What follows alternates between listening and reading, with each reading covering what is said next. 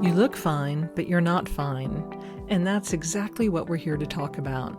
Welcome to Fine, But Not Fine, the podcast about navigating rare disease, healthcare battles, and the messy reality of chronic illness. I'm Kelly Paul, and I've been living with mycosis fungoides since 2015. This is a space for real talk, real experiences, and practical advice. Because surviving is one thing, but figuring out how to actually live, that's the hard part. Let's talk about side effects, because when you're treating something that can't be cured, side effects are just part of the process, right? Your cholesterol creeps up, you manage it. Something else drifts maybe a little out of range and you watch it. That's the deal. You don't panic, you manage. Your doctor manages this. But every so often, you get a side effect that isn't something you manage. It's actually something that stops the show. And this is an episode about the side effect of my treatment when it got serious enough that we couldn't just watch it anymore. We actually had to stop the medication I was on. And then I had to go find out why. So let's get into that. So a quick refresher for anyone new, I am managing mycosis fungoides. It is a type of cutaneous lymphoma, and it's a rare and incurable cancer that often presents on the skin. So generally, it's not something that goes away. It's something you live alongside with and treat for pretty much ever. And one of the treatments I'd been on is a medication called Pegasus Interferon. It's an injectable. And this is where the liver comes in. Every 4 weeks, they monitor my blood for certain impacts, right? So there are two numbers that really impacted me for the liver, and that's ALT and AST. Those are liver enzymes. I believe it's alanine transaminase, I'm sure I'm not saying that correctly, and aspartate aminotransferase, okay? Think of them as really kind of gauges that really say how hard your liver is working, essentially how stressed it is. And mine went up, and not kind of at the point where you go, all right, we'll keep an eye on it. We certainly went through that, but they went high enough that keeping an eye on it wasn't really an option anymore. Because here's the thing that nobody really tells you when you get into this. Elevated but manageable is one situation. You can live in that range. It's watched for a long time. But numbers high enough, sustained long enough, can cause permanent liver damage or be a sign of a reaction to medication that's greater, a bigger deal, okay? So they took me off Pegasus, not tapered, not let's just see, that's off, and then let's see how your blood work is after that. And that's because the risk of staying on was bigger than the benefit at that point. And that really left that question hanging in the air. Was my liver just reacting to a powerful drug, in which case take the drug away and it should settle? Or was there something underneath, something the drug maybe created or revealed that I would be carrying no matter what? Is it a hepatitis? Is it something autoimmune? Is it a specific liver disease with its own name that I don't know about? So essentially the same numbers on the page, but completely different futures. And there's no, feeling your way to that answer. You can't intuit it, or at least you shouldn't. You really do need to find out, which is how I ended up seeing a liver specialist. So now here's something I didn't know until I experienced it. You don't just get a referral, right? You kind of have to earn it. Before they'd even send me to see the liver specialist, I had to clear, a gauntlet of blood work. They had to rule out hepatitis. They had to rule out HIV. They had to rule out a whole list of things, essentially one by one. And that was kind of a big round. So I went to the lab and there were 9 vials, not the little tiny ones that they mostly use nowadays, but the full size, old school vials, 9 of them lined up on the counter like a science fair, and they actually had a phlebotomist and the supervisor doing all of this because it's not very common, I guess, to do that full series of everything. And, it's kind of one thing that's worth naming for people. The system makes you prove it's worth seeing the specialist before it lets you see one. And I get it. You rule out the cheap to test things first. You earn your way up the ladder. And that's fine, if you've got the time and the transportation, the flexibility to show up for blood draws. And, that wasn't a heavy lift, but sometimes it can be a heavy lift for people. But that's the reality. There aren't as many liver specialists at Duke where I go. Most all of them are specialized in transplants, which I was hoping wasn't something I would need a specialist for and didn't, but it is just the reality of getting a referral into a specialist. And one thing that I thought was kind of weird is when they were doing the blood draw, I had to do additional paperwork specifically for the HIV draw. And that was basically that I really wanted to do that blood test and have it billed to my insurance company. And when I asked about it, I was like, why are you asking me for this HIV test that I'm okay with having it done through my employer-sponsored plan as opposed to wanting to pay for it myself? And I guess, at least from what they told me, and I'm not entirely certain how accurate that is, but kind of have to take it from a little bit of experience, was that even though HIPAA requires that to be private information, there is really such a fear that it will be disclosed in a workplace and someone will be discriminated against that people actually choose to pay for that test themselves instead of having it go through their employer-sponsored plan. Now, I was obviously shocked at that, but I did have mine go through my employer-sponsored plan. That's not something I was concerned about. And it was really appalling to me that people still today, how many decades in with AIDS, still feel that way because there's something that's backing up that feeling.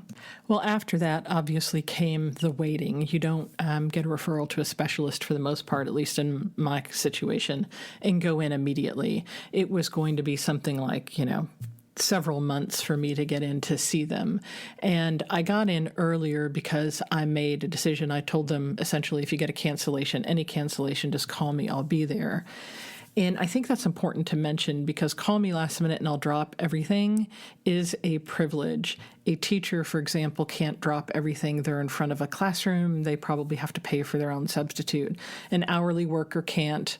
Think last minute means lost wages, potentially a write-up or both.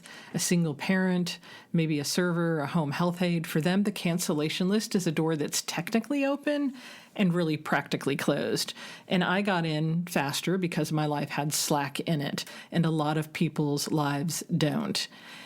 And the entire time I was waiting to get in, my treatment plan was essentially frozen because you can't make decisions about a systemic drug when the open question is whether your liver is okay.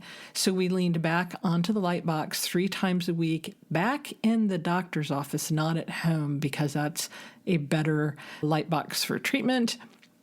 And that's kind of the part nobody really warns you about when you get diagnosed with a chronic illness. It's never one appointment.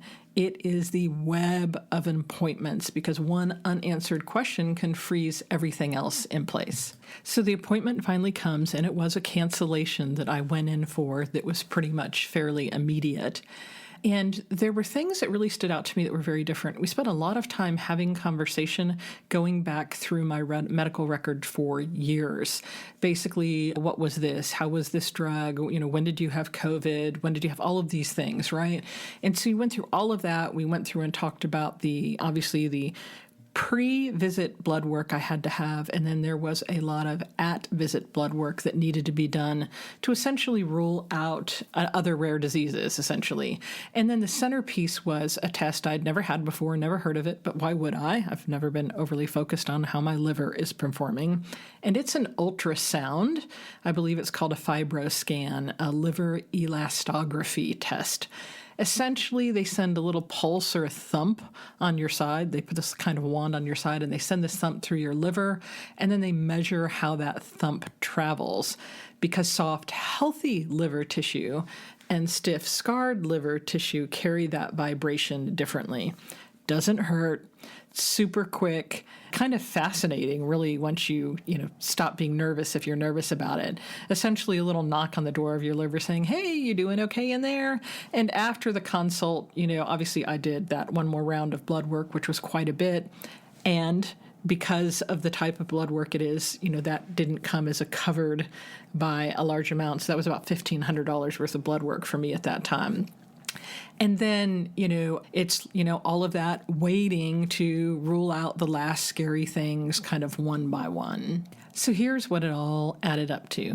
My liver is okay.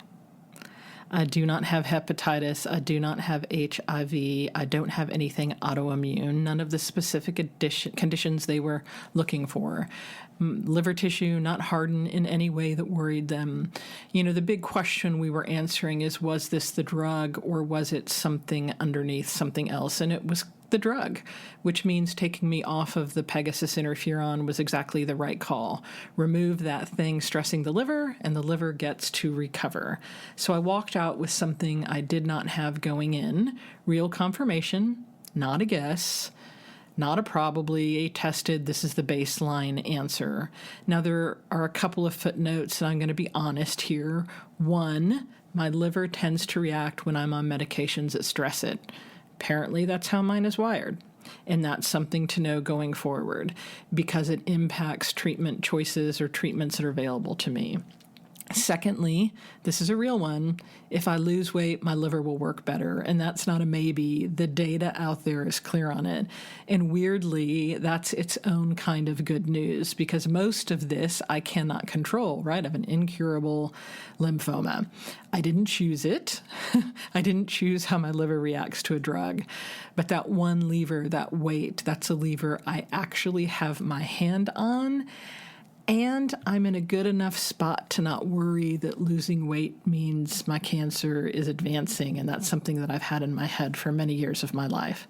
So overall, my liver's good, and I got to hear it from someone who looked at a whole lot of blood work and a pulse through my own tissue and my medical records before they said it. So here's where I want to land. We say we manage side effects, and we do, but manage is doing a whole lot of quiet work in that sentence because managing assumes access to the watching, the repeat blood work, the specialists a lot of people don't get referred to, the months of waiting, and the cancellation slot you can actually take. When my numbers crossed the line, the system had a path for me. Pull the drug, earn the referral, run the tests, get the answer. And I could walk that path because I had the slack or the space to walk it. My dermatologist this whole time still bending over backwards to make the logistics work on her end. And I don't forget that. But it was a relief to walk out of that liver appointment with a pretty good feeling. And then it was a relief to get the information after the final assessment was made. And I want that to be available to everyone, not just the people whose lives have room in them to do all of the appointments and take the time and go on the last minute call-in. And because my liver is okay, shouldn't come down to whether you can drop everything, right? My liver's fine, I'm fine, but not everyone gets to find that out. And that's the part that's not fine. Thanks for listening to Fine But Not Fine. If this episode resonated with you, subscribe so you don't miss what's next. And if you got a story, question, or just need to vent, reach out. I'd love to hear from you. Until next time, take care and keep on going.